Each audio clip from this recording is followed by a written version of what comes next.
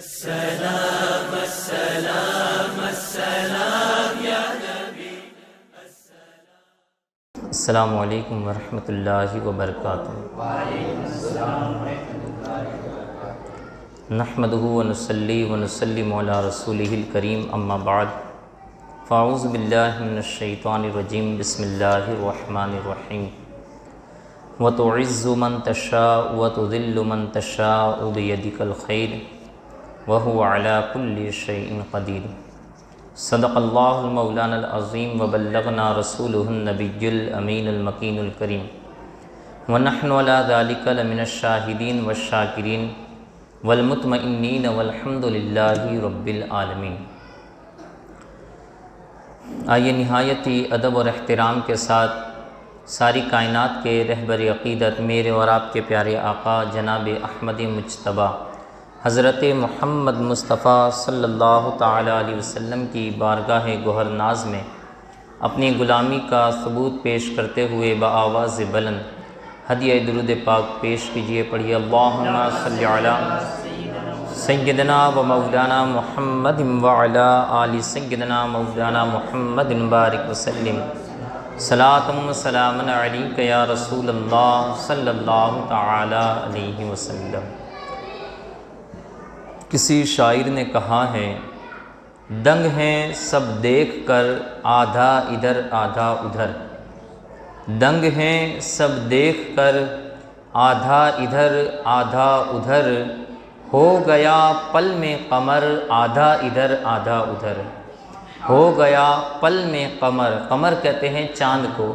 میرے آقا رحمت صلی اللہ تعالیٰ علیہ وسلم کی انگلی کے اشارے سے جو چاند دو ٹکڑے ہو گیا تھا، فرماتے ہیں ہو گیا پل میں قمر آدھا ادھر آدھا ادھر۔ چاند کیا ہے آسماں کو بھی اگر کہتے حضور، چاند کیا ہے آسماں کو بھی اگر کہتے حضور، وہ بھی ہوتا ٹوٹ کر آدھا ادھر آدھا ادھر، وہ بھی ہوتا ٹوٹ کر آدھا ادھر آدھا ادھر۔ ایک طرف مکے کی سرحد اور ایک طرف شہر نبی، ایک طرف مکے کی سرحد اور ایک طرف شہر نبی۔ کاش ہو میرا بھی گھر، کاش ہو میرا بھی گھر آدھا ادھر آدھا ادھر، کاش ہو میرا بھی گھر آدھا ادھر آدھا ادھر۔ اور روز محشر دیکھنا اے بزدل تجھ کو پل صراط، روز محشر دیکھنا اے نجدی تجھ کو پل صراط، روز محشر دیکھنا اے نجدی تجھ کو پل صراط۔ ڈال دے گا کاٹ کر آدھا ادھر آدھا ادھر، ڈال دے گا کاٹ کر آدھا ادھر آدھا ادھر۔ اور ننھے اصغر کی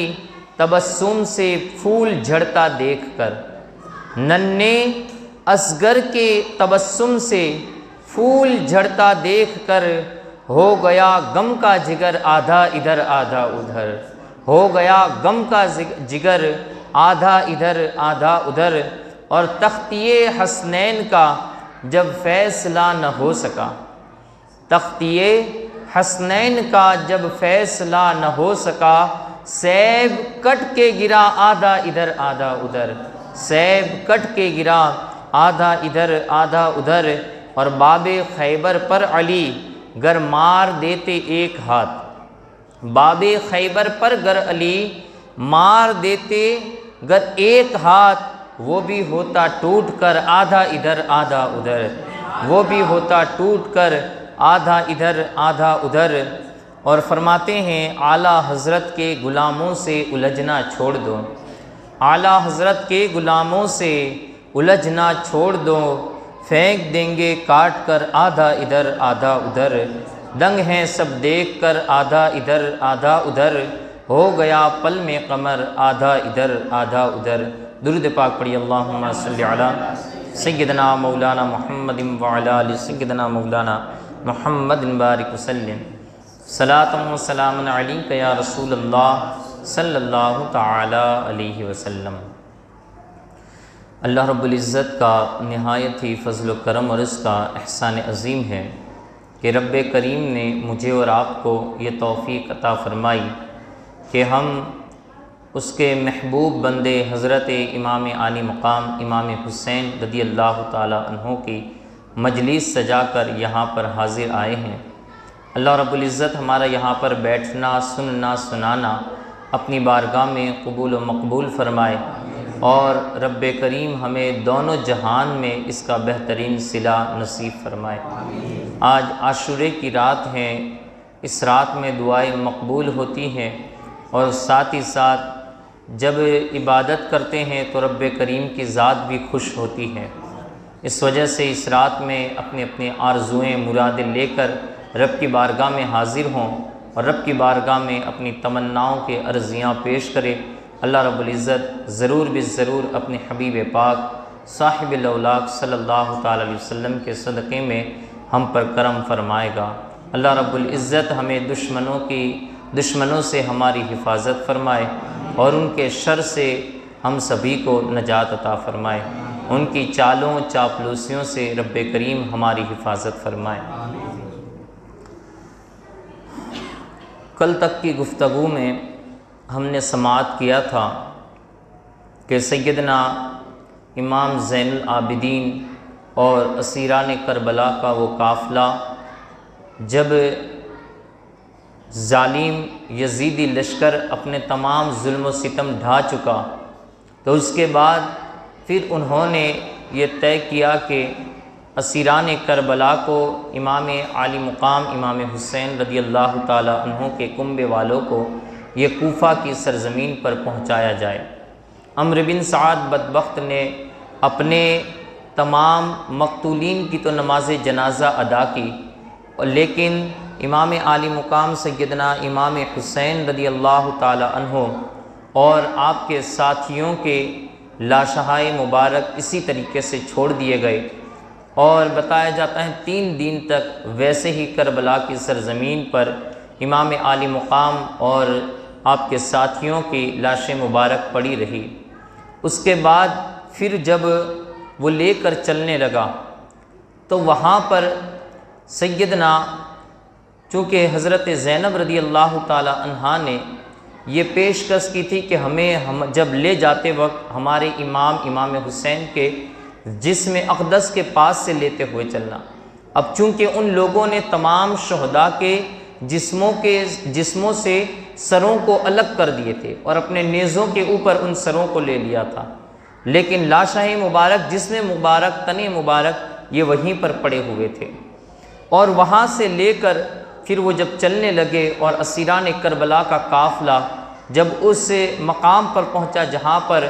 سیدنا امام حسین رضی اللہ تعالی عنہ کا جسم اقدس پڑا ہوا تھا، حضرت زینب رضی اللہ تعالی عنہا کے منہ سے ایسی وارفتگانہ ایک گفتگو اور آپ کے منہ سے ایسی آوازیں نکلنے لگی، آپ نے فریاد گو ہوئی اور نبی رحمت صلی اللہ تعالی علیہ وسلم کی بارگاہ کی طرف گویا لو لگائی، وا محمدہ ہوا محمدہ، اے نبی رحمت صلی اللہ تعالی علیہ وسلم دیکھیے آپ کے کنبے والوں کا، آپ کے اہل و عیال کا، آپ کے گھر والوں کا کیا حال ہو چکا ہے۔ یہاں پر آپ کے کلمہ پڑھنے والے لوگوں نے آپ کے نواسے کو شہید کر دیا ہے، حضرت سیدنا امام زین العابدین رضی اللہ تعالیٰ عنہ۔ یہ جب وہاں سے گزرے تو حضرت سیدنا زین العابدین رضی اللہ تعالیٰ عنہ انہوں نے اس وقت اپنے دونوں ہاتھوں کو اپنے رب کی بارگاہ میں اٹھایا، رب کی بارگاہ میں اٹھا کر حضرت امام زین العابدین نے وہاں پر گویا ایک پورا قصیدہ پڑھا، اور اس قصیدے کے اندر اپنی فریاد نبی پاک صلی اللہ تعالیٰ علیہ وسلم کی بارگاہ میں پیش کی۔ حضرت امام زین العابدین نے مدینے کی طرف لو لگائی۔ اب یہاں پر اب ذرا غور کیجئے کہ یہ جو آج عقیدہ ہے کہ ہم اپنے بڑوں سے، اپنے بزرگوں سے لو لگاتے ہیں، ان سے مانگتے ہیں، ان سے فریاد رسی کرتے ہیں، تو یہ کوئی ہمارا نیا عقیدہ نہیں ہے یا 100-150 سالہ پرانا عقیدہ نہیں ہے، بلکہ یہ وہ عقیدہ ہیں جو رسول کے گھر والوں نے ہمیں عطا فرمایا ہے، آقا رحمت صلی اللہ تعالی علیہ وسلم کے گھر والوں نے عطا فرمایا۔ حضرت امام زین العابدین نے اپنے ہاتھوں کو اٹھائے، اور ہاتھوں کو اٹھا کر پھر حضرت امام زین العابدین نے فرمایا ان الدیا ریح الصبا یوما الی ارض الحرم بلغ سلامی روضۃ فیہا النبی المحترم، کہا اے باد صبا اگر تیرا گزر مدینے کی گلیوں سے ہو جائے اگر تیرا گزر مدینے کی گلیوں سے روزے رسول سے ہو جائے تو جا کر ہمارا سلام پیش کرنا، نبی پاک صلی اللہ تعالیٰ علیہ وسلم کی بارگاہ میں سلام پیش کرنا اور وہاں پر سنانا کہ ہم پر کیا داستان گزری ہے، ہمارے اوپر کتنے ظلم و ستم ڈھائے گئے ہیں۔ حضرت امام زین العابدین نے وہاں پر یہ فریاد رسی، ہوا کو سنائی اور ہوا کے ذریعے سے گویا نبی پاک صلی اللہ تعالیٰ علیہ وسلم کی طرف منسوب فرمائی، کہا اے ہوا اگر تیرا گزر تو وہاں پر ہوگا، ہم کبھی نہ پہنچ سکے یا لیٹ پہنچ سکے لیکن تو وہاں پر پہنچ جائے گی، تو جب روزے رسول پر تیری حاضری ہو تو وہاں پر ہمارا سلام پیش کرنا اور ہم پر جو داستان گزری، جو ہمارے اوپر ظلم و ستم کی ایک کہانی بنائی گئی، اسے داستان کو نبی پاک صلی اللہ تعالی علیہ وسلم کی بارگاہ میں سنانا۔ فرمایا من وجہہ شمس الضحیٰ من خدہ بدر الدجا من ذاتہ نور الہدی من کفہ بحر الحمم۔ حضرت امام زین العابدین اپنی فریاد کرتے رہے یہاں تک کہ آخر میں ارشاد فرمایا یا رحمتا للعالمین ادرک لزین العابدین محبوس ایدی الظالمین بالمرکبی والمزدجمی۔ کہا اے رحمت للعالمین زین العابدین کی فریاد کو سن لیجئے، ان کی دستگیری فرمائیے، اس لیے کہ تمہارا زین العابدین یہ ظالموں کے ہاتھ میں قید ہو چکا ہے، بالمرکبی والمزدجمی، ان کے ہاتھ پر قید ہو چکا ہے اور بھیڑ کے اندر وہ پھنس چکا ہے، اس کا کوئی پرسان حال نہیں ہے۔ یا رسول اللہ صلی اللہ تعالی علیہ وسلم آپ کے بیٹے کا بیٹا آج آپ کو پکار رہا ہے۔ حضرت امام زین العابدین نے بھی وہاں بڑی ہی دکھ بھرے انداز کے اندر نبی پاک صلی اللہ تعالی علیہ وسلم کی بارگاہ میں گویا اپنی فریاد رسانی کی۔ اب یہاں پر دیکھیے کہ ان ظالموں نے یہ سمجھ لیا کہ ہم نے امام عالی مقام کو ہرا دیا اور عزتیں ہم نے حاصل کر لی، اور ہم نے چونکہ مقام اور منصب ہمیں مل گیا، ہمیں تخت و تاج مل گیا، اس لیے اب عزتیں یہ ہماری ملکیت بن جائے گی اور لوگ ہمیں عزت کی نگاہوں سے دیکھیں گے۔ لیکن بدبخت یہ نہیں جانتے تھے کہ عزت تم کیا حاصل کر سکتے تھے، عزت و ذلت دینے والی ذات تو رب کائنات کی ذات ہے۔ اللہ رب العزت ارشاد فرماتا ہے وَتُعِزُّ مَن تَشَاءُ وَتُذِلُّ مَن تَشَاءُ، عزتیں بھی اسی کے قدرت کی اسی کے ہاتھ میں ہے کہ وہ جسے چاہتا ہے عزتیں عطا فرماتا ہے اور جسے چاہتا ہے اسے ذلت عطا فرماتا ہے، یہ اس کے دست قدرت میں ہے اور وہ ہر چیز پر قادر ہے۔ اب ان لوگوں نے سوچا کہ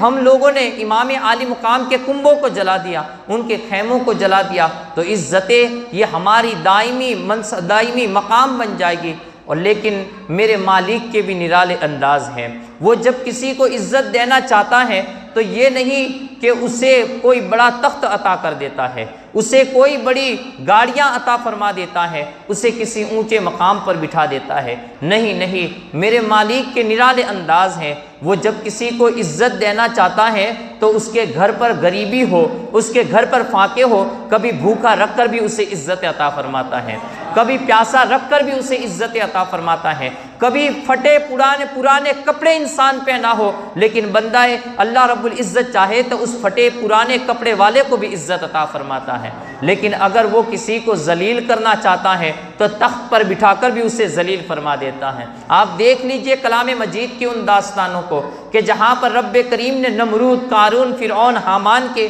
جہاں قصے بیان کیے ہیں کہ نمرود کو پوری دنیا کی حکومت عطا فرمائی اور ایسا ذلیل کیا کہ رہتی دنیا تک اس کی ذلت کی کہانیاں لوگ یاد کرتے رہیں گے۔ قارون کو مال و دولت عطا کیا اور مال و دولت دے کر اسے ذلیل کر دیا۔ اسی طریقے سے آپ یزید ہی کی داستان کو دیکھ لیجئے کہ وہ تخت پر گامزن ہو گیا، اسے تخت عطا کر دیا، تاج بھی اس نے اپنے سر پر پہن لیا، لیکن رب کریم نے ایسا ذلیل کیا اور ذلت کی ایسی مار ماری گئی کہ رہتی دنیا تک نمرود، قارون، فرعون کی داستانیں لوگ بیان کرے نہ کرے لیکن یزید کے ظلم کی داستان رہتی دنیا تک بیان کرتی جائے گی، رہتی دنیا تک بیان کی جائے گی۔ تو اس طریقے سے میرے رب کا یہ نرالا انداز ہے، وہ جب کسی کو ذلیل کرنا چاہتا ہے تو اسے تخت و تاج عطا فرما کر بھی ذلیل کر دیتا ہے، اور اگر کسی کو عزت دینا چاہتا ہے تو جھونپڑی میں بھی ہو، وہ ٹوٹی پھوٹے کھٹیا میں بھی ہو لیکن وہاں پر بھی رب کریم اسے عزت عطا فرماتا ہے۔ اور یہ عزت و ذلت کی ایک بہترین مثال میرے امام کا واقعہ ہے کہ جہاں پر 3 دن سے بھوکے پیاسے رہے، تمام کے تمام قربان کر دیے گئے، لیکن رب نے ایسی عزت عطا فرمائی کہ آج دشمن بھی جب نام لیتا ہے میرے امام کا تو امام کا نام لینے پر اگر وہ گستاخی کرنے کا ارادہ بھی رکھتا ہے تو اس کی قلم کانپ جاتی ہے، اس کے ہاتھ کانپ جاتے ہیں، سینہ لرز جاتا ہے کہ اگر امام کے بارے میں گستاخی کی تو کہیں ایسا نہ ہو رب کریم کا عذاب نازل ہو جائے۔ تو اس طریقے سے، اور جس کو ذلیل کیا گیا تو آج دیکھیے منبر و محراب پر اس کو ذلیل کیا جا رہا ہے، اسے بڑے بڑے اسٹیجوں پر ذلیل کیا جا رہا ہے، کتابوں میں اس کی ذلت کی داستانیں لکھی جا رہی ہے۔ تو الغرض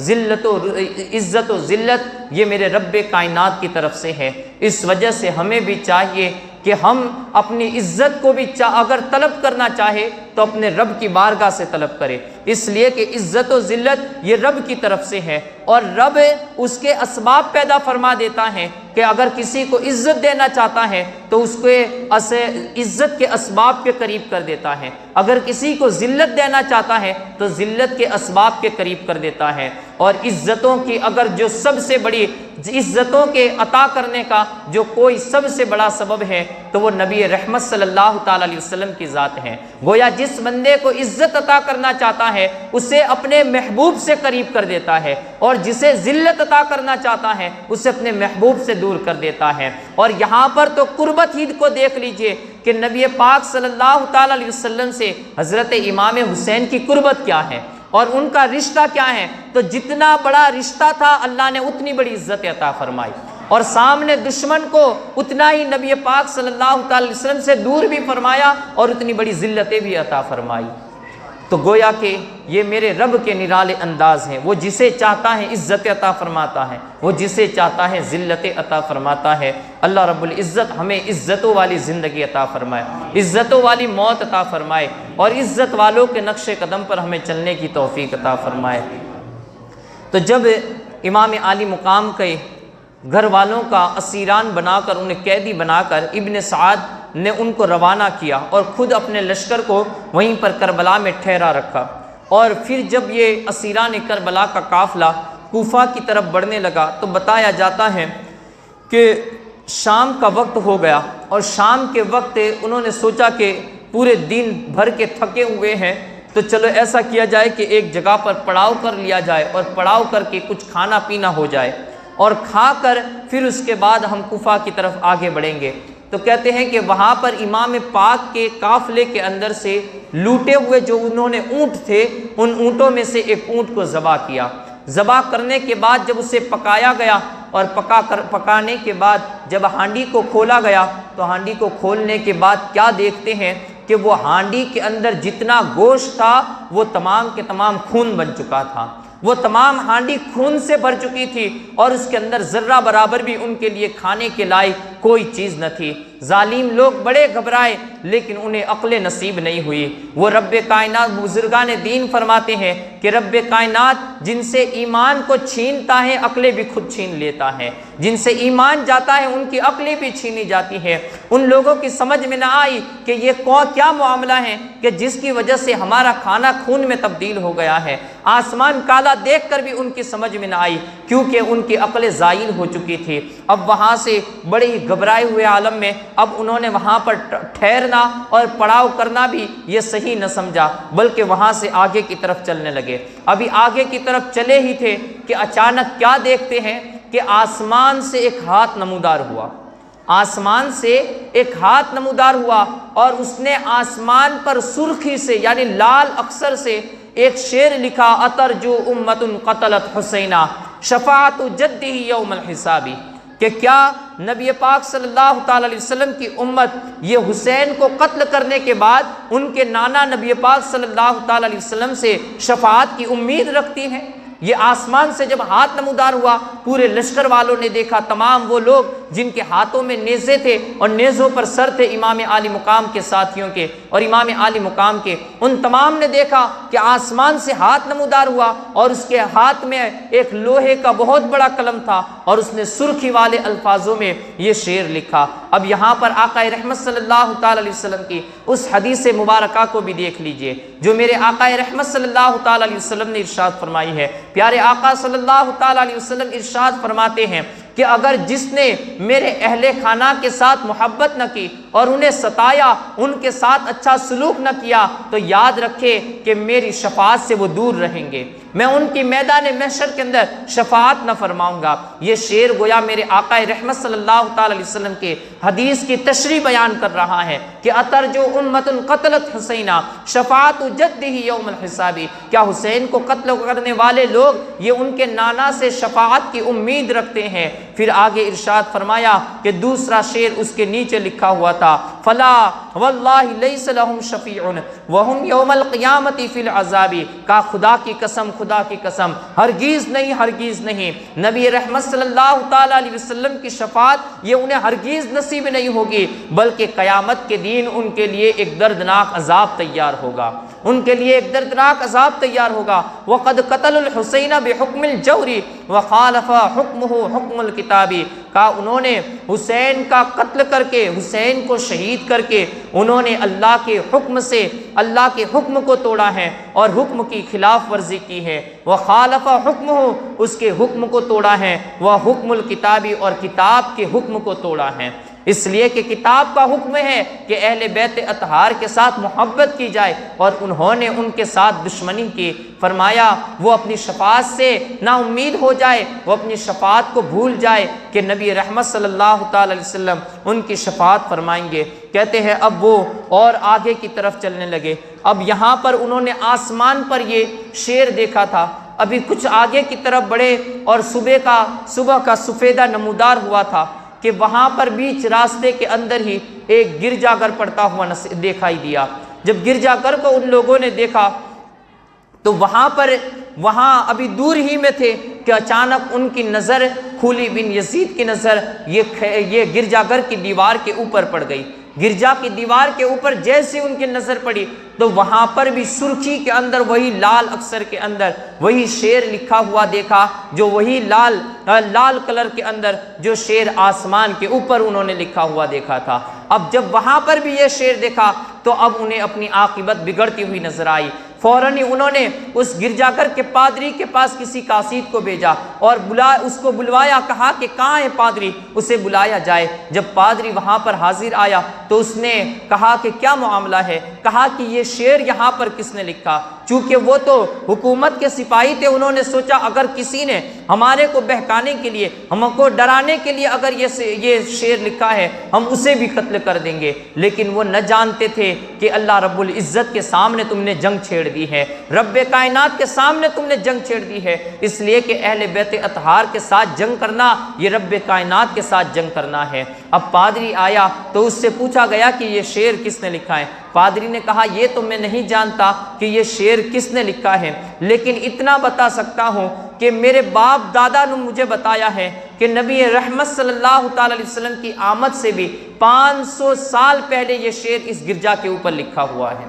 500 سال پہلے سے یہ شعر اس گرجا گھر کے اوپر لکھا ہوا ہے۔ اور پھر پادری نے جب یہ بات بتائی تو اس نے ان نیزوں کے اوپر چمکتے ہوئے چہروں کو دیکھا، اور پھر اس میں بھی جو سب سے آگے ایک روشن اور تابناک چہرہ تھا جو ہر چیز کو منور کر رہا تھا، ہر چیز کو روشن کر رہا تھا، اس چہرے پر جب نظر پڑی تو اس نے کہا کہ یہ اتنا روشن اور تابناک چہرے والا شخص کون ہے، اور یہ نیزوں کے اوپر کن کے سروں کو لے کر تم جا رہے ہو؟ تو ان بدبختوں نے کہا کہ یہ ہمارے امیر المؤمنین یزید لعین کے خلاف یہ لوگ باغی بن چکے تھے، ان لوگوں نے ہماری حکومت کے خلاف بغاوت کی تو ہم نے ان کی بغاوت کو کچل دیا ہے، یہ انہی لوگوں کے ان باغیوں کے سر ہیں۔ جب اس نے یہ باغیوں کا لفظ استعمال کیا تو کہا کہ یہ جو چمکتا چہرہ ہے، یہ جو تابناک چہرہ ہے، یہ کس کا سر ہے؟ تو کہا کہ یہی باغیوں کا سردار ہے اور یہ اسی کا سر ہے۔ کہا اس کا نام کیا ہے؟ کہا اس کا نام حسین ہے۔ کہا کہ حسین تو ایک تمہارے نبی کے نواسے کا بھی نام ہے۔ انہوں نے کہا کہ ہاں یہ وہی ہمارے نبی کا نواسا ہی ہے، علی کا بیٹا ہے، یہ اسی کا سر ہے۔ پادری غصے میں آ گیا، غیظ و غضب کے عالم میں وہ آ گیا، اس کی آنکھوں سے آنسو جاری ہو گئے، بدن پر رکت طاری ہو گئی۔ کہا بدبختو، صاف صاف یہ کیوں نہیں کہتے کہ تم نے اپنے نبی کے نواسے کو شہید کر دیا ہے، اپنے نبی کے نواسے کو قتل کر دیا ہے؟ باتیں ادھر ادھر کی گھما پھرا کر بات بتانے کی کوشش کر رہے ہو۔ کہا کہ تم پر ہلاکت ہو، تم پر لعنت ہو کہ تم نے اپنے ہی نبی کے نواسے، اپنے ہی نبی کے بیٹے کو تم نے قربان کر دیا اور اس کو ظلم و ستم کے ساتھ اس کو ذبح کر دیا۔ کہتے ہیں کہ جب پادری نے اب وہاں پر دیکھا کہ ان لوگوں نے بڑی ظلم و ستم کی داستان کو رقم کی ہے، آخر کار امام عالی مقام کے چہرے مبارکہ کی طرف وہ دیکھتا رہا، تکتا رہا، یہاں تک کہ اس کی آنکھوں سے پردے اٹھ گئے۔ اس نے دیکھا میرے امام کا چہرہ یہ اپنے تن سے جدا ہے، لیکن اس کے باوجود بھی ان کی زبان پر آیت قرآن کی تلاوت ہو رہی ہے۔ اس نے اجازت طلب کی، کہا کہ ایسا کیجئے کہ مجھے یہ سر امام مجھے ایک رات کے لیے دے دیجئے۔ انہوں نے کہا نہیں، ہم اس سر کو دے نہیں سکتے ہیں، اس لیے کہ ابھی ہمیں ہمارے امیر کے پاس پہنچنا ہے۔ اس پادری نے کہا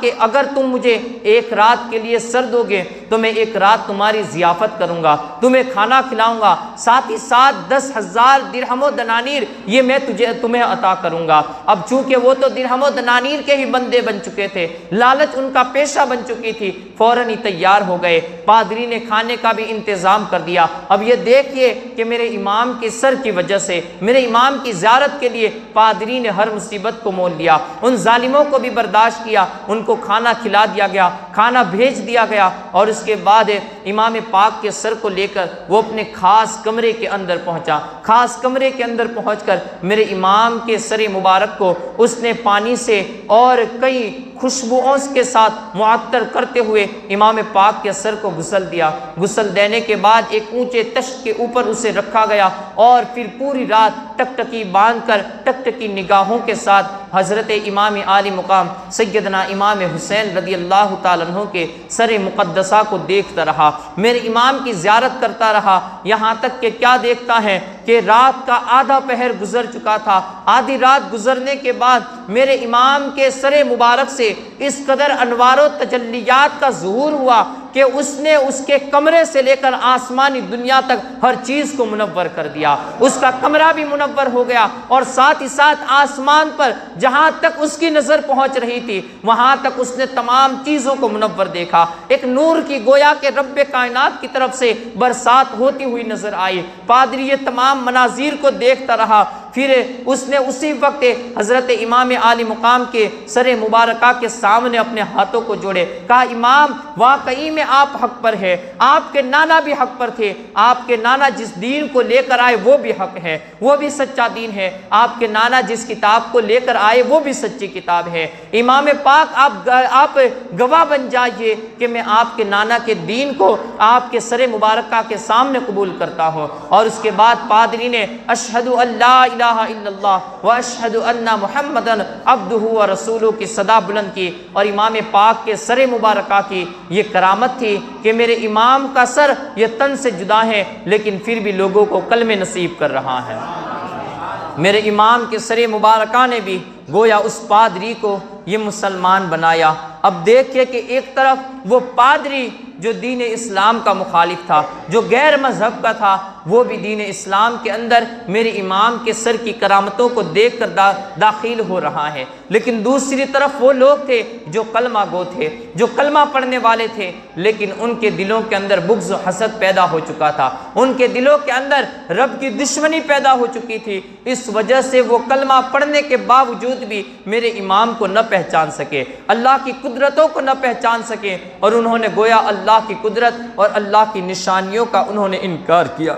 اب اس کے بعد امام عالی مقام جب صبح ہوئی تو امام پاک کے سر مبارکہ کو شرط کے مطابق ان پادری نے یہ ان یزیدی ظالموں کے ہاتھ میں ان کے ہاتھوں حوالے کر دیا، اور ساتھ ہی ساتھ 10,000 درہم و دنانیر کی تھیلیاں بھی دی گئی۔ اب انہوں نے ان 10,000 درہم و دنانیر کی تھیلیاں بھی لی اور اس کے بعد آگے منزل کی طرف کوچ کرنے لگے۔ جیسے آگے طرف بڑھنے لگے تو اس کے بعد انہوں نے ایک مقام پر پھر ٹھہراؤ کیا، کہا کہ لاؤ وہ پادری کے جو درہم و دنانیر ہیں انہیں لیا جائے اور گن کر ہر ایک کے اندر آپس میں تقسیم کر لیا جائے، تاکہ کہیں ایسا نہ ہو کہ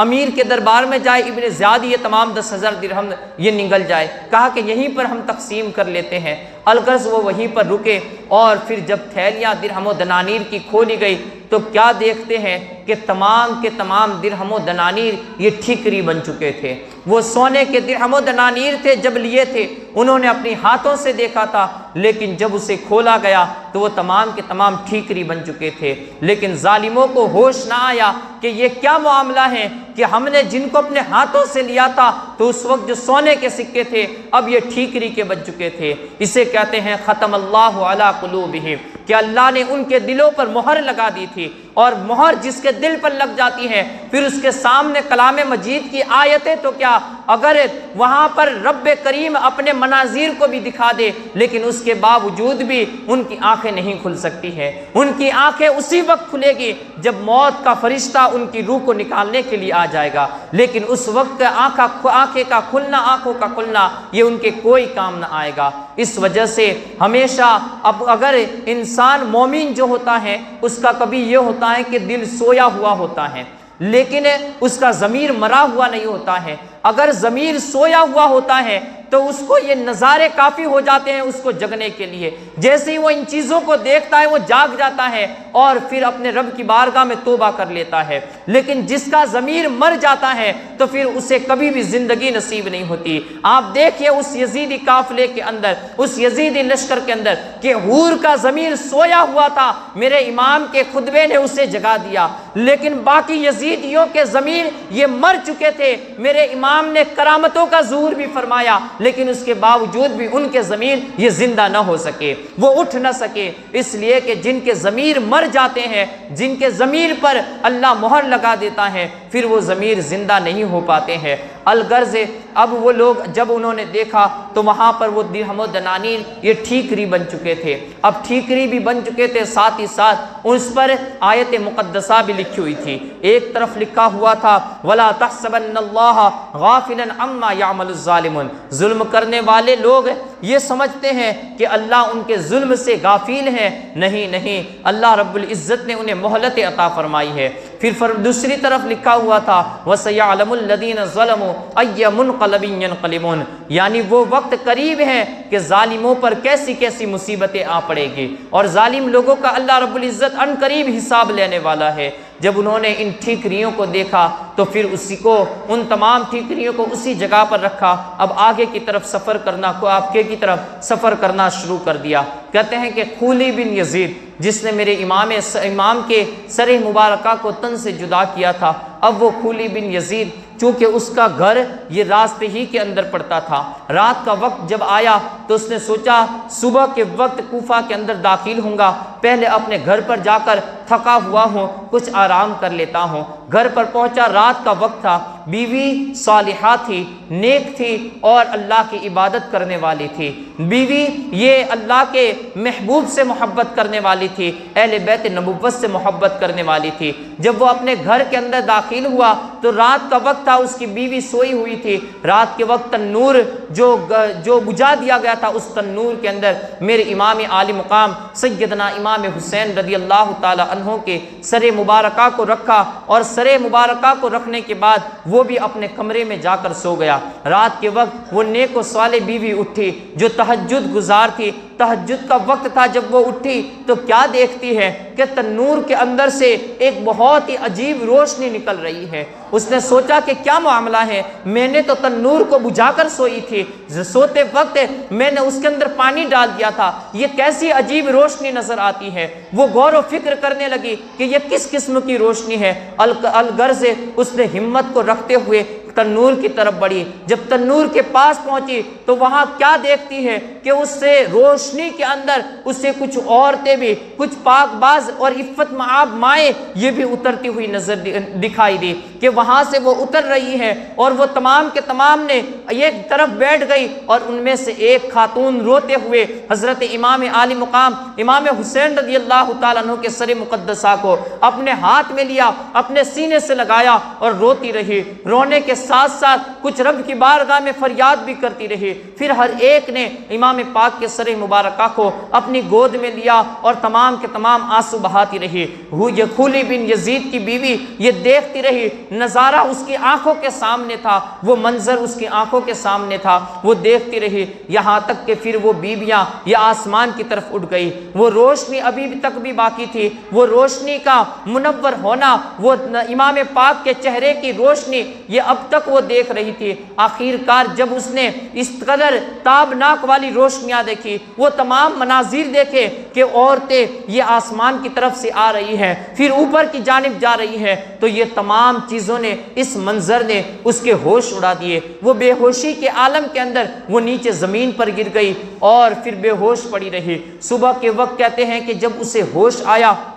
ابھی کھولی بن یزید یہ اپنے کمرے کے اندر سویا ہوا تھا، جیسے ہی ہوش آیا تو کیا دیکھتی ہیں کہ پھر وہ روشنی باقی تھی کہ اچانک پھر اس نے سوال، ایک آواز آئی، کہا کہ اے پاک باز بیوی، اے پاک باز بیوی، یہ تیرے شوہر کا جرم ہے، تجھ سے اس کا حساب نہیں لیا جائے گا۔ تیرے شوہر نے نبی پاک صلی اللہ تعالی علیہ وسلم کی آل اولاد کے ساتھ بڑے ظلم و ستم ڈھائے ہیں، اس وجہ سے اسے وہ سزا کا مستحق ہے، اسے سزا دی جائے گی۔ الغرض وہ اب تنور کے پاس پہنچی، امام عالی مقام کے سر مبارکہ کو تنور کے اندر سے نکالا، پھر خوشبوؤں سے وہ سر تو پہلے ہی سے معطر تھا، بلکہ یوں کہیے کہ جو لوگوں کو ایمان کی روشنی عطا فرماتا تھا، جو لوگوں کو خوشبوئیں عطا فرماتا تھا، وہ سر کو اب خوشبوئیں لگانے کی کون سی ضرورت تھی؟ کھولی بن یزید کی بیوی نے وہ سر مبارکہ کو ادب و احترام کے ساتھ ایک اونچے مقام پر رکھا اور اس کے بعد فوراً ہی وہ اپنے کمرے کے اندر داخل ہوئی، کھلی کو جھنجھوڑتے ہوئے اٹھایا، کہا کہ بدبخت، کہتا تھا کہ میں کسی بغاوت کرنے والے باغیوں کے سر کو کچل کر آیا ہوں، ان کا مار کا سر کر کے آیا ہوں، اور یہاں پر تو امام عالی مقام اور نبی پاک صلی اللہ تعالی وسلم کے خاندان کو ہی مٹا کر آ گیا ہے، اور ان کے بیٹے امام عالی مقام سیدنا امام حسین رضی اللہ تعالیٰ عنہ کے سر مقدسہ کو لا کر تو نے تنور کے اندر ڈال کر رکھا ہے، کہا تیرے اوپر ہلاکت ہو، تجھ پر قیامت تک لعنتیں برستی رہے۔ کھولی بن یزید کی بیوی اس پر لان تان کرتی رہی، یہاں تک کہ پھر اس نے کہا کہ اب میں تیرے اوپر حرام ہوں، اب میں تیری بیوی بننا بھی نہیں پسند کرتی ہو، نہ تیرے ساتھ رہنا پسند کرتی ہو۔ کھولی بن یزید یہ فوراً وہاں سے نکلی اور پھر وہاں سے غائب ہو گئی۔ اس کے بعد اس نے کبھی بھی کھولی بن یزید کے گھر کے اندر اپنا قدم نہیں رکھا۔ تو یہ کھولی بن یزید کی بیوی تھی، الغرض جو محب اہل بیت تھے، میرے امام نے ان کے سینوں کو اور بھی چمکا دیا۔ وہاں سے اب کھولی بن یزید نے دوسرے دن امام عالی مقام کے سر مبارکہ کو لے کر اور تمام جتنے بھی امام کے ساتھیوں کے سر تھے ان تمام کو لے کر وہ ابن زیاد کے دربار میں داخل ہوا۔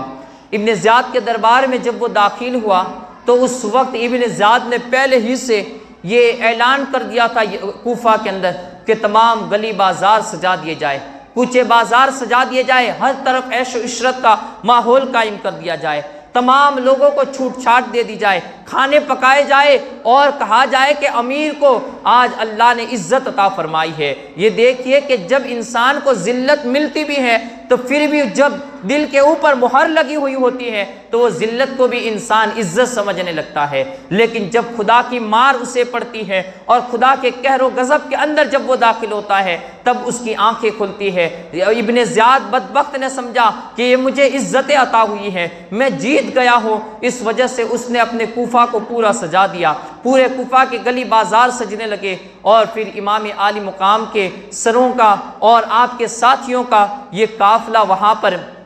امام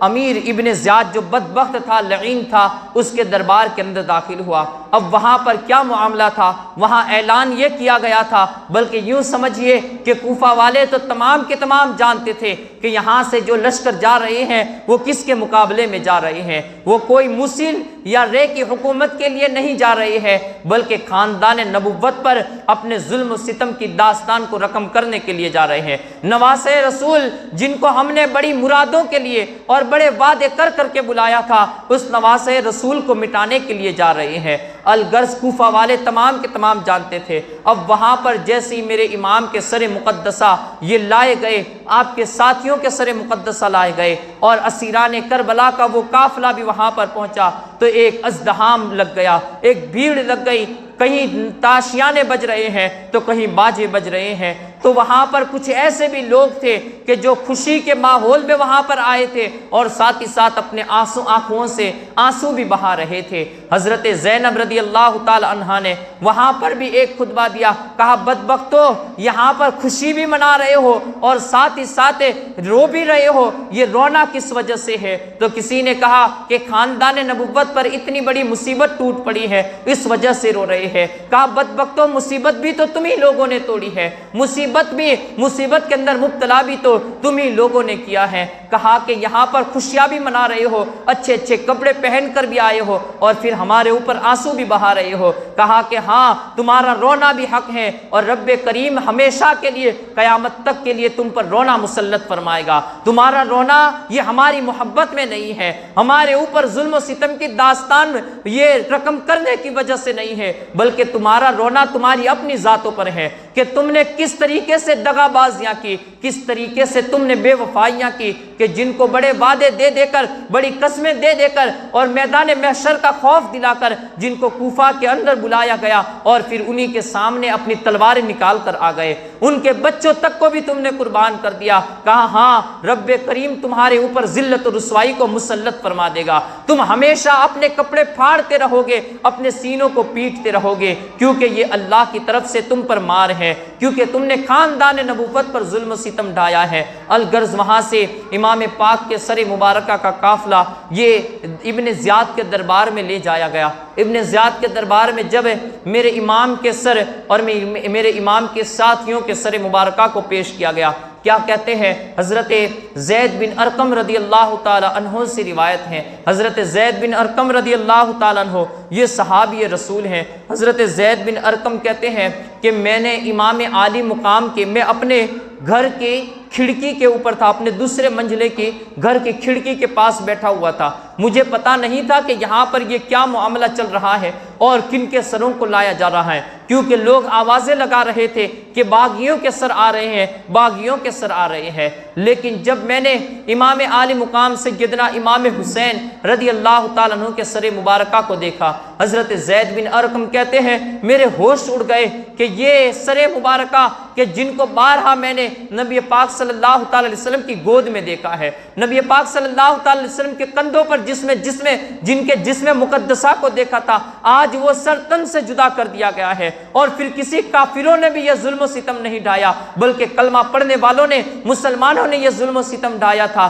کہتے ہیں میرے ہوش اڑ گئے، لیکن کہتے ہیں اسی وقت یہ امام پاک کا سر مقدسہ یہ میری کھڑکی کے پاس سے وہ نیزے کے اوپر تھا اور میرے کھڑکی کے پاس سے لیتے ہوئے جب وہ لوگ گزرے تو میں نے اپنے کانوں سے میرے امام کی آواز سے سنا۔ حضرت زید بن ارقم رضی اللہ تعالیٰ عنہ فرماتے ہیں کہ امام پاک کے لبہائے مبارک یہ جنبش کر رہے تھے، اور جنبش کیا کر رہے تھے وہ مجھے پتا نہ چلا، لیکن جب وہ سر مبارک میری کھڑکی کے قریب آیا تو میں نے اپنے کانوں کو میرے امام کے سر کی طرف توجہ لگائی تو کہتے ہیں اس وقت میں نے یہ آیت مبارکہ سنی کہ ان اصحاب الکہف والرقیم کانوا من آیاتنا عجبا، کہ میرے امام سورہ کہف کی اس وقت تلاوت فرما رہے تھے۔ حضرت زید بن ارقم کہتے ہیں کہ جیسے ہی میں نے اس آیت مبارکہ کو سنا کہ ان اصحاب الکہف والرقیم کانوا من آیاتنا عجبا، تو میں نے اپنی زبان حال سے پکارا، کہا امام اصحاب کہف کی جو داستان تھی وہ تو تھی، لیکن اس سے بڑی بھی عجب اور حیرت انگیز کوئی داستان ہے تو وہ تو آپ کی داستان ہے، وہ تو آپ کا واقعہ ہے کہ سر مبارک تن سے جدا ہے، نیزے کے اوپر لگا ہوا ہے، لیکن پھر بھی کلام مجید کی تلاوت یہ آپ کی زبان سے جاری ہے۔ حضرت زید بن ارقم کہتے ہیں اس کے بعد سروں کو لے جایا گیا، جب ابن زیاد کے دربار میں پیش کیا گیا تو اس کے بعد ابن زیاد کے دربار میں میرے امام کے سر مبارکہ کو ایک تشت کے اندر رکھ کر اس کے سامنے پیش کیا گیا۔ ابن زیاد نے پہلے ہی سے دربار لگایا ہوا تھا اور بڑا مجمع بھی سامنے بیٹھا ہوا تھا، لوگوں کو بتایا گیا تھا کہ باغیوں کی بغاوت کو چل کر ہمارا ایک لشکر آ رہا ہے، اب تمام لوگ وہاں پر جمع ہو چکے تھے۔ اب اس کے بعد میرے امام کے سر مبارکہ کو جب سامنے رکھا گیا تو ابن زیاد نے جو بدبخت لعین تھا ہمیشہ امام عالی مقام کے عیب کو بیان کرتا تھا، لیکن دیکھیں میرے امام کے حسن کو وہ چھپا نہ سکا اور میرے امام کے حسن کو اللہ نے اس کی زبان سے بھی بیان فرمایا۔ فرماتے ہیں کہ اس نے امام عالی مقام کے سر مبارکہ کو دیکھا، کہا کہ اللہ کی قسم میں نے نہ آج سے پہلے کبھی اور نہ آج کے بعد میں نے آج سے پہلے کبھی آج تک میں نے امام عالی مقام امام حسین جیسا حسین و جمیل سر والا نہیں دیکھا ہے، اتنے حسن و جمال والا میں نے آج تک کسی شخص کو نہیں دیکھا ہے۔ اس کے بعد اس کے ہاتھ میں ایک ڈنڈا تھا، اس ڈنڈے سے امام عالی مقام کے سر مبارکہ کو مارنے لگا۔ وہاں پر بھی بتایا جاتا ہے حضرت عبداللہ ابن عفیف رضی اللہ تعالیٰ عنہ یا حضرت بریدہ اسلمی رضی اللہ تعالیٰ عنہ یا کوئی اور ایک شخص کا، ایک صحابی کا نام لیا جاتا ہے کہ وہ وہاں پر موجود تھے۔ انہوں نے جب اس کی یہ نازیبا اور گستاخانہ حرکت دیکھی تو فوراً اسی وقت وہ ابن زیاد کے بھرے دربار میں کھڑے ہو گئے، کہا بدبخت اپنی چھڑی کو اور یہ گستاخی اپنی چھڑی کو امام کے سر مبارک اور ان کے لبہائے مبارک سے ہٹا لے، کیونکہ میری انہی آنکھوں نے ان لبوں کو بارہا نبی پاک صلی اللہ تعالی وسلم کو چومتے ہوئے دیکھا ہے۔ کہا بدبخت اپنی چھڑی کو ہٹا لے اور یہ گستاخی مت کر، ورنہ کہیں ایسا نہ ہو رب کریم کا، رب قہار و جبار کا عذاب نازل ہو جائے اور پورے کوفہ کو تباہ و برباد کر دیا جائے۔ اب عبداللہ ابن عفیف نے جب یہ بات کہی تو ظالم تھوڑی دیر کے لیے تو سہم گیا، اس کے بعد پھر پکار کر کہا کہ دیکھو اللہ کی قدرت کو دیکھو کہ اللہ نے کذاب ابن کذاب معاذ اللہ رب العالمین کا جھوٹے کے بیٹے جھوٹے کو کیسی شکست دی اور سچے کے بیٹے سچے یزید امیر المومنین یزید کو کیسی فتح اور نصرت عطا فرمائی۔ تو اسی وقت وہی صحابی رسول حضرت عبداللہ ابن عفیف یا زید بن ارقم رضی اللہ تعالیٰ عنہ یہ بول اٹھے، کہا کہ بدبخت جھوٹے کا بیٹا جھوٹا کہتا ہے، کہا کہ کیا تو خود بھی اس کی تصدیق کرتا ہے کہ حسین جھوٹے ہیں یا حسین کے بابا جھوٹے ہیں؟ بلکہ یوں کہ تو خود جھوٹا ہے، تیرا باپ جھوٹا ہے اور جس کا تو امیر بن کر بیٹھا ہے وہ امیر تیرا جھوٹا ہے۔ کہا کہ وہ جھوٹے لوگ ہیں اور تم لوگوں نے خاندان نبوت پر ظلم و ستم کیا ہے۔ کہا حسین سچے ہیں، حسین کے بابا سچے ہیں، حسین کے نانا سچے ہیں، حسین کے چچا یہ جعفر طیار سچے ہیں۔ حضرت عبداللہ ابن عفیف یا زید بن ارقم رضی اللہ تعالیٰ عنہ نے پورے خاندان نبوت کی تعریف بیان کی۔ کہتے ہیں کہ وہاں پر اگر حضرت عبداللہ بن عفیف نے یہ بات کہی تو حضرت عبداللہ ابن عفیف کا خاندان بڑا تھا، تو اس وقت ابن زیاد نے سوچا کہ میں ان کو قتل کر دوں، لیکن آپ کے کچھ ساتھی اور بھی کھڑے ہو گئے۔ ابن زیاد نے سوچا کہ اگر اس وقت ان کے ساتھ کوئی ملامت کی جائے گی تو پھر معاملہ بگڑ سکتا ہے، لیکن بتایا جاتا ہے روایتوں میں آتا ہے کہ خبیث یہ اپنی خباثت سے باز نہ آیا، رات کے وقت اپنے کچھ سپاہیوں کو بھیج کر حضرت عبداللہ ابن عفیف کو ان کے گھر سے اٹھوایا اور پھر رات کے وقت حضرت عبداللہ ابن عفیف رضی اللہ تعالی عنہ کو شہید کر دیا گیا۔ اب ابن زیاد کے دربار میں میرے امام کے قافلہ بھی موجود تھا، ساتھ ہی ساتھ اسیران کربلا بھی موجود تھے۔ وہاں پر جب وہاں پر پہنچے تو اس نے اپنی ٹھینگے ماری اور اپنی تعریف بیان کی، کہا کہ اللہ کا کتنا شکر ہے کہ اس نے ہمارے دشمنوں پر ہمیں فتح عطا فرمائی۔ تو حضرت زینب رضی اللہ تعالی عنہا کو یہ برداشت نہ ہوا اور فوراً ہی حضرت زینب رضی اللہ تعالی عنہا نے بیان فرمایا، کہا الحمدللہ الذی کرمنا بمحمد وطہرنا تطہیرا، کہا خدا کی بے حد پاک کیا ہے کہ اس نے نبی رحمت صلی اللہ تعالی علیہ وسلم کی وجہ سے ہمیں عزت و کرامت عطا فرمائی اور ہمیں خوب پاک فرما دیا اور ہماری تطہیر کی دلیل اللہ نے کلام مجید میں اتاری۔ تو پھر وہ ظالم سہم گیا، لیکن فوراً ہی اس نے اپنی بے شرمی اور بے غیرتی کی حدوں کو پار کرتے ہوئے کہا کیف رأیتم قدرت اللہ، کہا کہ زینب بتاؤ تم نے اللہ کی قدرت کو کیسا پایا؟ حضرت زینب رضی اللہ تعالی عنہا نے فرمایا، کہا کہ اس وقت جو ہم پر گزرنا تھا وہ گزر گیا، لیکن سیجمع اللہ بیننا وبینکم ولینصف بیننا وبینکم، لیکن ان قریب اس وہاں کی قدرت کی بھی تو تیاریاں کر لو کہ جب میدان محشر میں ہمارے ہمارا معاملہ رب کے ہاتھ میں ہوگا، اور ہمارا رب جب ہم میں اور تمہارے اندر انصاف فرمائے گا تو اس وقت تمہارا حال کیا ہوگا۔ یہاں پر تو جو تم نے کر لیا یہ گزر گیا، لیکن اس کی بھی تیاریاں کر لو کہ میدان محشر میں رب کو کیا منہ دکھا سکو گے۔ اس کے بعد اب اس نے ابن زیاد نے دیکھا کہ اب یہاں پر ان کو زیادہ دیر تک ٹھہرانا یہ مناسب نہیں ہے۔ اس کے فوراً بعد ہی اس نے تمام سروں کو اور اسیران کربلا جتنے بھی تھے ان تمام کو لے کر یہ یزید لعین کی طرف یہ روانہ کر دیا۔ اب یزید کی طرف جب میرے امام کے سروں کو بھیجا گیا تو اب یہ بھی جو لوگ تھے وہ خولی بن یزید اور اسی طریقے سے شمر جوشن اور یہ بڑے بدبخت جو تھے جنہوں نے امام عالی مقام کے سر مبارک کو تن سے جدا کیا تھا، اور اسی طریقے سے ان تمام 72 نفوس قدسیہ کے سروں کو جو تن سے جدا کیا تھا، ان تمام کے سروں کو وہ اپنے نیزوں پر رکھ کر یزید لعین کے دربار کی طرف دمشق کی طرف بڑھنے لگے۔ اب بتایا جاتا ہے، روایتوں میں آتا ہے، تاریخ طبری وغیرہ اور بڑی دوسری معتبر کتابوں کی روایت ہیں، ان روایتوں کے اندر بتایا جاتا ہے کہ وہ شمر جوشن اور خولی بن یزید یہ بڑے عبادت گزار بھی تھے۔ جہاں پر بھی نماز کا وقت ہوتا تھا تو فوراً اپنے تمام کاج کو چھوڑ دیتے اور نماز کی طرف رخ کر دیتے۔ تو کہتے ہیں کہ ایک جگہ پر پہنچے تو وہاں پر ان کے قافلے کے پاس پانی ختم ہو گیا، تو اب ان لوگوں نے وہیں پر ایک خیمہ نصب کیا اور خیمے کے اندر شمر جوشن بیٹھا اور خاندان نبوت کی وہ عزت معاب مائیں اور وہ حضرت امام عالی مقام کی ہمشیرہ حضرت زینب رضی اللہ تعالیٰ عنہ کہ جن کے اوپر سے چادریں بھی چھین لی گئی تھی، انہیں ایسی ہی تڑپتی ہوئی دھوپ کے اندر چھوڑ دیا گیا، اور وہ تمام کے تمام ایک خیمے کے اندر بیٹھ گئے اور کچھ انسانوں کو یہ پانی لینے کے لیے بھیج دیا۔ اب پانی بڑے دور سے لانا تھا، اس وجہ سے وہ وہاں پر رہ گئے۔ اس نے کہا کہ جلدی پانی لایا جائے، کہیں نماز کا وقت نہ گزر جائے، میری نماز قضا نہ ہو جائے۔ یہاں پر پورا اس کے ایمان کا جنازہ نکل گیا تھا اور اس کو اس کی نماز کی فکر میں لگا ہوا تھا۔ اب شمر نے پانی کی راہ دیکھنے تک وہ وہاں پر اپنے خیمے میں رہا، اور اس طرف اسیران کربلا یہ تڑپتی ہوئی دھوپ کے اندر یہ وہاں پر باہر دھوپ کے اندر بیٹھے ہوئے تھے۔ کوئی ایسا درخت بھی نہیں تھا کہ جہاں پر جس کے سائے میں بھی بیٹھا جائے۔ وہاں بتایا جاتا ہے کہ قافلے سے دور ہٹ کر چونکہ تمام کجاؤں پر کشے گئے تھے، سواریوں پر تمام کو بٹھایا گیا تھا،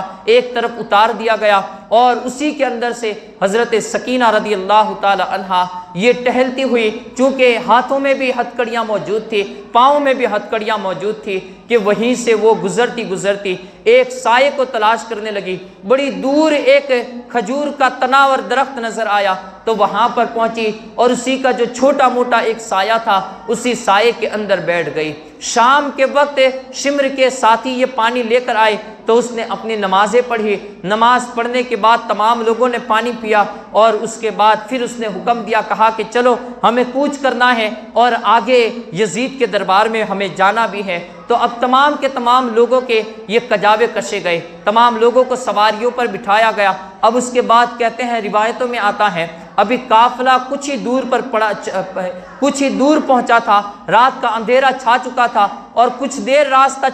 چلے ہی تھے کہ اچانک جس کے ہاتھ میں میرے امام کا سر تھا، میرے امام عالی مقام کا جس نیزے پر سر تھا، وہ نیزہ اس کے ہاتھ سے چھٹا اور وہ نیزہ اچانک زمین کے اندر گڑ گیا۔ اب اس نے یوں سمجھا کہ شاید مجھے جھونکا آ گیا ہوگا اور اس کی وجہ سے یہ نیزہ میرے ہاتھ سے چھٹ گیا اور زمین کے اندر گڑ گیا۔ تو اس نے اپنے سواری پر بیٹھے ہوئے ہی اپنے ہاتھ سے نیزے کو نکالنا چاہا لیکن وہ نیزہ نہ نکل پایا۔ کہتے ہیں کہ اس نے اپنے بغل والوں کو بلایا تو دو لوگوں نے مل کر اس نیزے کو نکالنا چاہا، لیکن دو لوگ مل کر بھی نیزہ نہ نکال سکے۔ اب دونوں اپنی سواریوں سے نیچے اترے اور نیچے اتر کر پھر انہوں نے اپنی پوری طاقت لگائی، لیکن طاقت لگانے کے باوجود بھی وہ نیزہ زمین سے نہ نکل سکا۔ آخرکار ان دونوں نے اپنے دوسرے دو ساتھیوں کو بلایا، کئی لوگ مل گئے اور نیزے کو نکالنا چاہ رہے ہیں، لیکن اس کے باوجود بھی اتنی طاقت قوت لگانے کے باوجود بھی نیزہ نہیں نکل رہا ہے۔ آخرکار ان لوگوں نے دیکھا کہ کیا معاملہ ہے، کوئی ایسا انہونی تو پیش نہیں آ گئی ہے کہ جس کی وجہ سے میرے امام عالی مقام سیدنا امام حسین رضی اللہ تعالیٰ عنہ کا سر مقدس یہ ان کا نیزہ یہ نکل نہیں رہا ہے۔ آخرکار امام زین العابدین رضی اللہ تعالیٰ عنہ کو پوچھا گیا، کہا کہ کیا معاملہ ہے؟ تمہارے بابا کا سر جس نیزے پر تھا وہ نیزہ زمین میں گڑ چکا ہے اور وہ نیزہ بڑی طاقت لگانے کے باوجود بھی وہ نکل نہیں رہا ہے، وہ نیزہ نکل نہیں رہا ہے۔ کہتے ہیں کہ امام زین العابدین نے جب بابا حضور امام عالی مقام سیدنا امام حسین رضی اللہ تعالی عنہ کے چہرے مقدسہ کو دیکھا تو اپنی پھوپھی سیدہ زینب کی طرف مخاطب ہوئے، کہا کہ پھوپھی جان ہمارے قافلے والوں کے تمام لوگوں کو گن لو، کہا کہیں ایسا تو نہیں ہے کوئی بچہ وغیرہ ہم سے پیچھے چھوٹ چکا ہو، اس لیے کہ میرے بابا کا سر یہ اب بھی ہماری قیادت فرما رہا ہے، وہ اب بھی ہماری دیکھ بھال فرما رہا ہے، کہیں ایسا تو نہیں ہے کہ ہم میں سے کوئی پیچھے چھوٹ گیا ہو۔ حضرت زینب رضی اللہ تعالی عنہا نے تمام کے ناموں کو پکارا،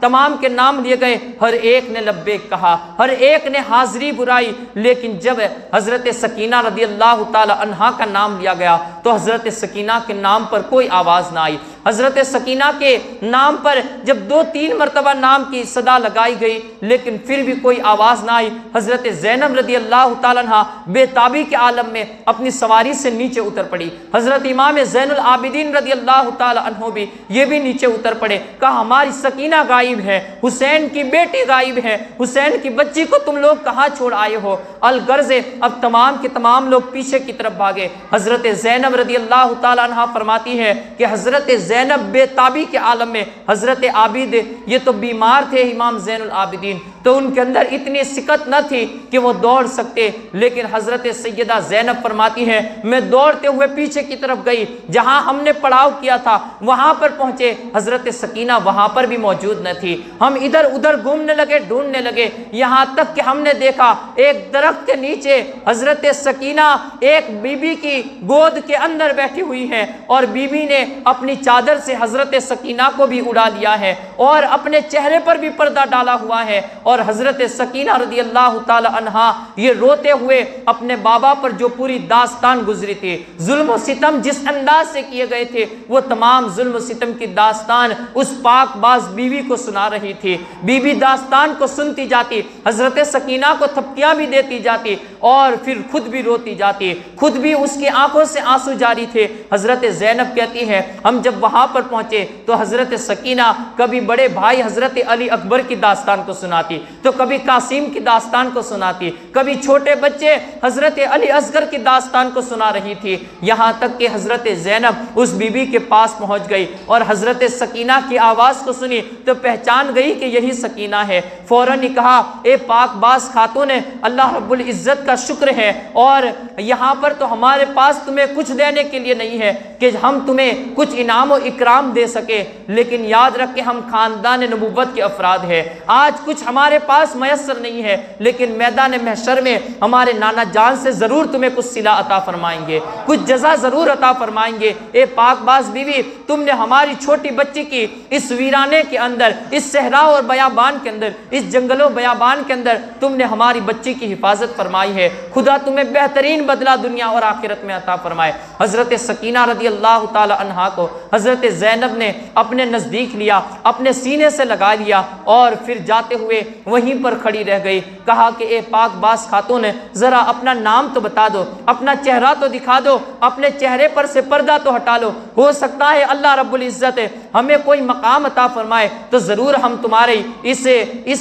اس کرم نوازی کا بدلہ عطا کر سکے، اس لیے کہ ہم سخی خاندان نبی رحمت صلی اللہ تعالی علیہ وسلم کے خاندان کے افراد ہیں۔ اب جس وقت حضرت زینب رضی اللہ تعالی عنہا نے یہ پیشکش کی، کہا کہ خاتون اپنے چہرے سے پردہ اٹھا دو، ہم کبھی ہو سکتا ہے تمہیں اس کا بدلہ نصیب کرے۔ حضرت زینب رضی اللہ تعالی عنہا کہتی ہے کہ جس وقت خاتون نے پردہ اٹھایا تو اس وقت میرے قدموں کے نیچے سے زمین کھسک گئی، اس کا پردہ ہٹانا کیا تھا، میرے قدموں کے نیچے سے زمین ہٹ گئی۔ کہتے ہیں وہ کوئی اور خاتون نہیں تھی، وہ میری ماں سیدہ کائنات خاتون جنت حضرت فاطمہ الزہرا رضی اللہ تعالی عنہا کی ذات مقدسہ تھی۔ کہ امام عالی مقام کی اس بیٹی سیدہ سکینہ کے یہ گم ہو جانے کی وجہ سے وہ اپنی قبر کے اندر چین سے نہ رہ سکی، اور اپنی قبر کے اندر سے ایک روح مجسم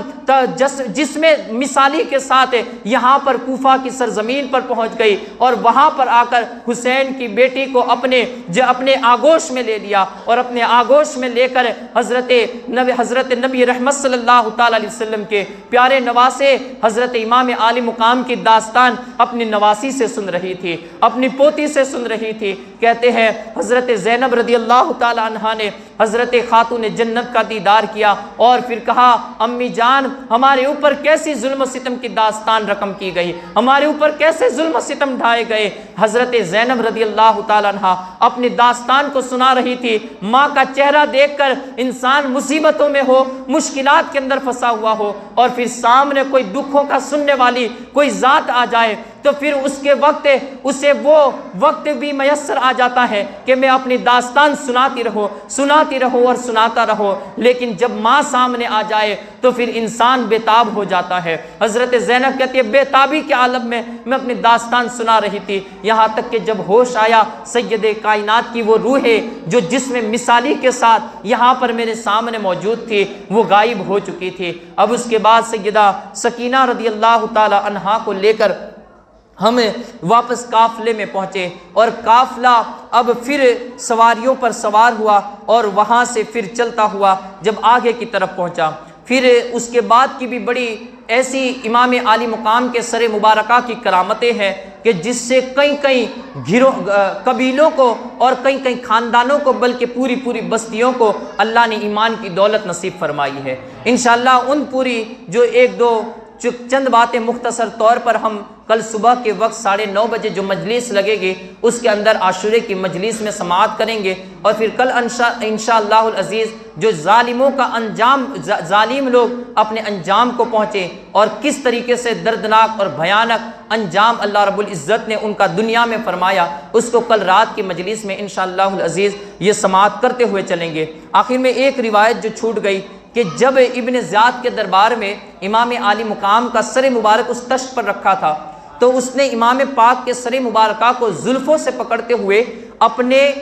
ران کے اوپر رکھا، تو بتایا جاتا ہے کہ اس وقت میرے امام کے سر مقدسہ سے خون کا قطرہ نکلا، اور خون کا قطرہ نکلنا کیا تھا، وہ خون کا قطرہ نکلتے ہی اس کی ران کو چیرتے ہوئے، اور جس تخت کے اوپر وہ بیٹھا ہوا تھا اس تخت کو چیرتے ہوئے وہ زمین کے اندر غائب ہو گیا۔ کہتے ہیں اس کے بعد کئی صحابہ کرام سے بھی یہ روایت ہے، فرماتے ہیں کہ اس کے بعد یہ ہوا کہ اس ظالم کو اس جگہ پر ایک ایسا پھوڑا پیدا ہو گیا کہ اس پھوڑے کی وجہ سے اس کے اندر سے بدبوئیں آنے لگی، گویا کہ میرے امام نے اس کے جسم کے اندر جتنی بدبوئیں تھیں ان کو باہر لا کر لوگوں کے سامنے رکھ دیا۔ ایک جس میں میرے امام کے خون کے قطرے کی یہ برکت تھی کہ جو جتنا ظالم تھا دنیا کے سامنے اسے بے نقاب کر دیا کہ یہ اس قدر ظالم ہے، اس کے سینے کے اندر ایسی شقاوتیں اور ایسی بدبختیاں چھپی ہوئی ہے، میرے امام کے ایک خون کے قطرے نے اسے ظاہر کر دیا۔ اور اس کے بعد بتایا جاتا ہے کہ جب تک وہ زندہ رہا وہاں تک وہ پھوڑا قائم رہا، اور اس کا دربار لگتا بھی تو لوگ اس سے نفرتیں کرتے، لوگ اس سے دور بیٹھتے، اور کبھی کبھار تو ایسا ہوتا کہ لوگ اپنے ہاتھوں کے اندر مشک و عنبر کی شیشیاں لے کر بیٹھتے کہ اس کے پھوڑے کی وجہ سے اس کی جو بدبو تھی اس کی بدبو کے بچنے کی وجہ سے وہ لوگ خوشبوؤں کو اپنے ساتھ میں رکھتے، اس کے دربار میں جب جاتے تو خوشبوؤں کو لے کر جاتے تاکہ اس کی بدبوئیں ان کے دماغ کو کھولتا نہ کر دے۔ یہ دیکھیے ظالم کو اللہ رب العزت نے دنیا ہی کے اندر انجام کو پہنچا دیا تھا، پھر جو دردناک انجام پہنچے وہ انشاءاللہ ایک بات کی کہانی ہے جو ہم کل صبح کو یا کل رات کو سماعت کرتے ہوئے چلیں گے۔ کل صبح 9:30 بجے آپ لوگ ضرور مسجد میں تشریف لے آئے، اور انشاءاللہ العزیز آگے کا تذکرہ پھر قافلہ اسیران کربلا کا مدینہ طیبہ میں جو حاضری کا ایک سما تھا اور وہ جو ایک داستان ہے انشاءاللہ کل صبح کے وقت ہی ہم اس کو ختم کریں گے۔ رب کائنات کی بارگاہ میں دعا ہے اللہ رب العزت ہمیں نیک کام کرنے کی توفیق عطا فرمائے، برے کاموں سے بچائے، صراط مستقیم کی ہدایت نصیب فرمائے، ایمانی زندگی عطا فرمائے، ایمانی موت نصیب فرمائے، کہنے سننے میں کسی قسم کی بھی لغزش خطا ہوئی ہو اللہ رب العزت اپنے حبیب کی آل و اولاد کے صدقے میں معاف فرمائے۔ اشہد ان لا الہ الا اللہ و اشہد ان محمدا عبدہ و رسولہ، استغفر اللہ ربی من کل ذنب و اتوب الیہ، وآخر دعوانا ان الحمد للہ رب العالمین۔